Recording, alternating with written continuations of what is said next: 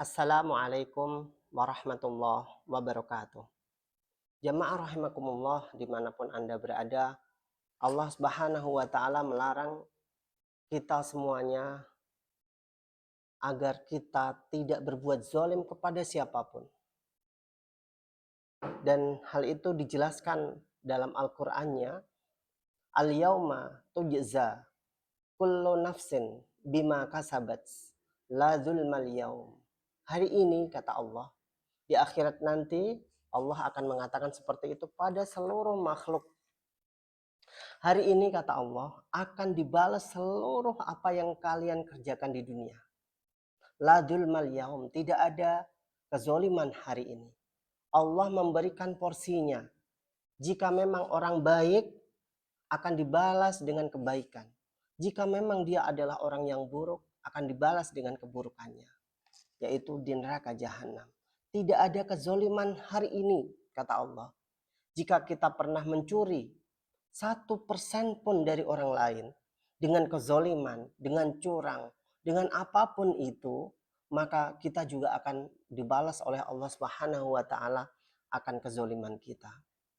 Sampai yang namanya hewan jamaah, Allah juga melarang kezoliman sebenarnya, tapi mereka melakukannya karena tanpa berpikir. Mereka hanya mempunyai insting saja, tidak diberikan oleh Allah pikiran. Dan mereka juga di hadapan Allah nanti akan dipertemukan. Yang pernah dicakar oleh hewan yang lain, maka di hadapan Allah mereka juga akan mencakar hewan tersebut. Yang pernah dimakan oleh hewan lain, di hadapan Allah mereka yang pernah dimakan akan memakan hewan yang memakannya di akhirat nanti. Masya Allah, saking adilnya Allah Subhanahu wa Ta'ala. Jamaah rahimakumullah, ada seorang janda tua, di mana janda tersebut mempunyai sebuah gubuk yang sangat kecil sekali. Keseharian dia hanyalah mencari kayu bakar, kemudian dijual, kemudian pulang ke rumah untuk menikmati hasil jualannya tersebut, dimakan setiap hari seperti itu.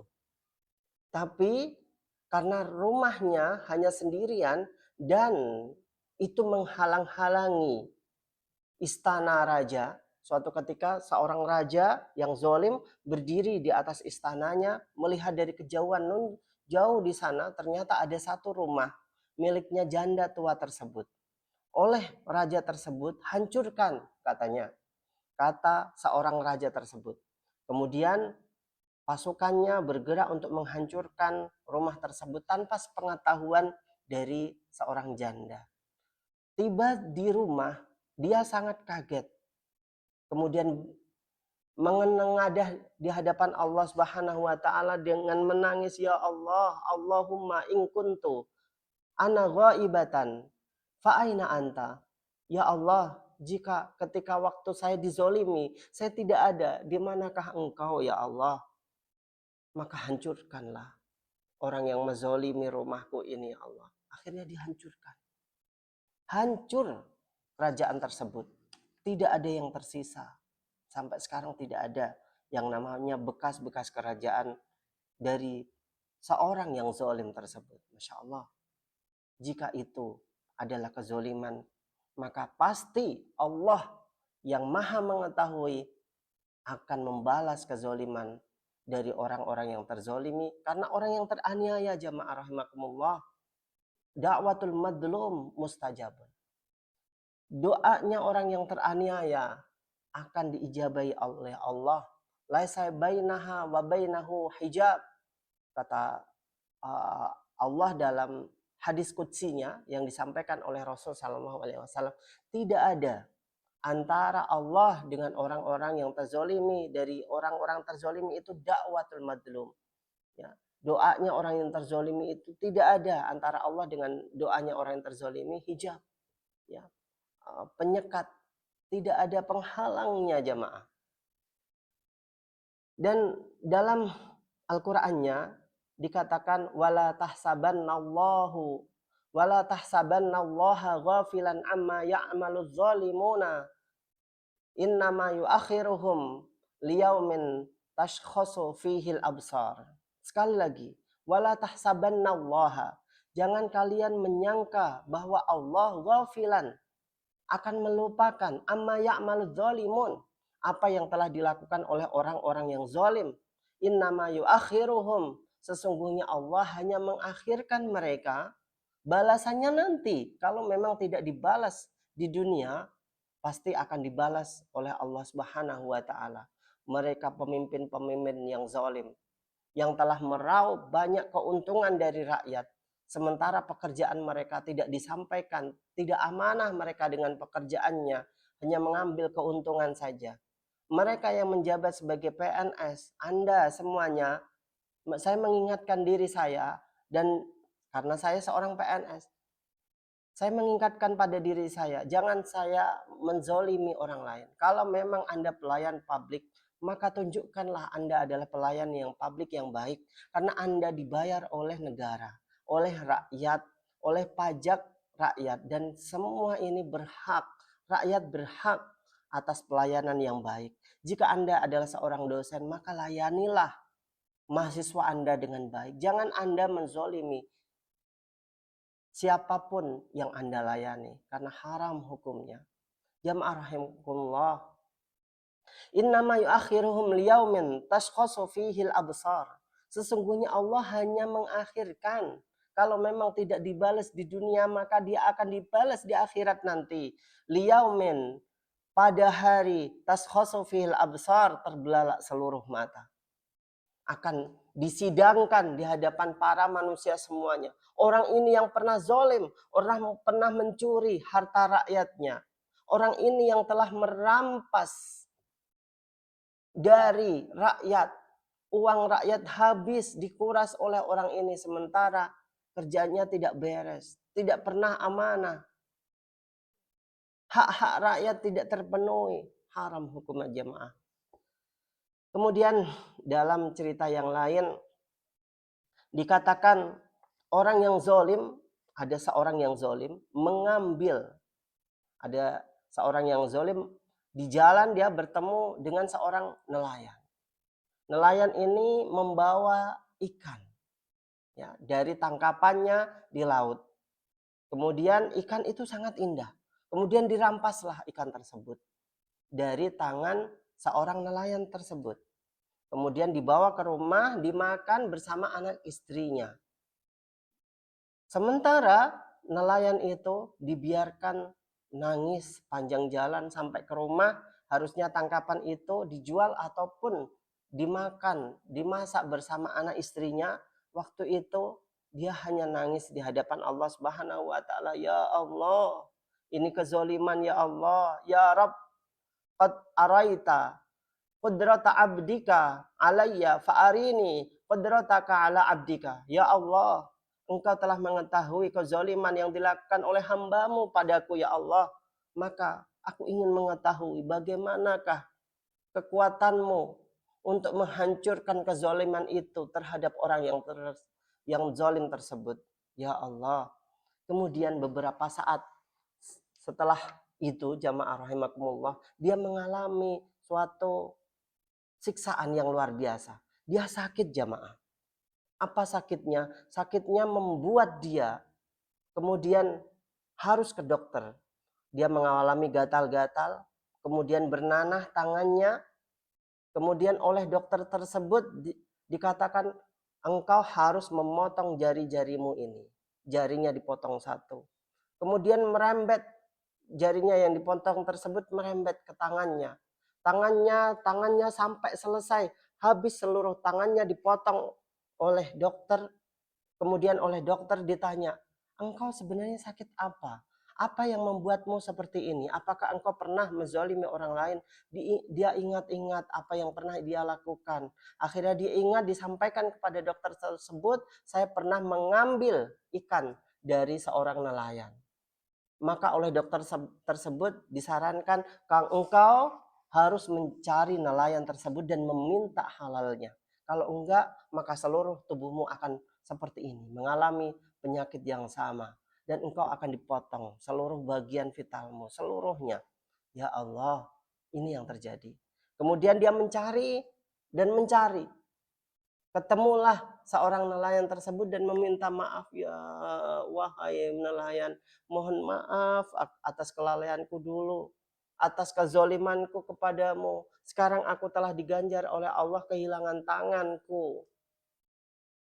Bolehkah aku meminta halal kepadamu?" Kemudian dihalalkan. "Ya, silahkan. Aku telah menghalalkan dan mengikhlaskan apa yang telah engkau lakukan padaku."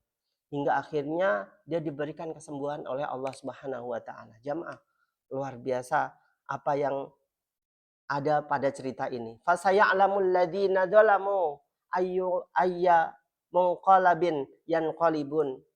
Sungguh fasaya'lamu akan mengetahui orang-orang yang zalim tersebut, ya, tempat mana yang mereka akan kembali.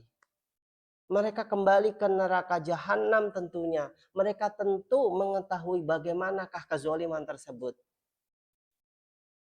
Jamaah rahimakumullah, ada seorang raja bernama Rosibi. Suatu malam ketika waktu perjamuan bersama anak buahnya, ya, banyak anak buahnya, dia menjamu anak buahnya sebagai seorang raja, ada ayam kalkun yang dihidangkan di hadapan para anak buahnya tersebut. Sudah dipotong-potong, sudah dimasak, ya, sedemikian rupa. Kemudian ada salah satu anak buahnya yang tersenyum dan tertawa-tawa. "Kenapa engkau tertawa?" kata rajanya kepada seorang ajudannya tersebut, seorang pengawal raja tersebut. Kemudian, "Aku teringat sesuatu wahai raja." "Apa itu?" "Saya dulu adalah seorang perampok. Suatu hari saya merampok dan mengambil serta membunuh, ya, orang yang ada di jalan. Saya aja perampok yang sangat bengis, kejam. Kemudian ketika waktu saya akan membunuh orang tersebut, ya, sebelum saya merampoknya, saya membunuh terlebih dahulu seorang yang saya rampok tadi, ya, korban saya berdoa kepada Allah di hadapan ayam yang lewat di depannya. 'Wahai ayam kalkun, jika aku hari ini dibunuh, maka saksikanlah aku dibunuh dalam kondisi terzolimi. Maka semoga Allah Subhanahu wa taala mengabulkan doaku dan akan sama terjadi, dibunuhlah orang-orang yang terzolimi, orang-orang yang menzolimiku tersebut."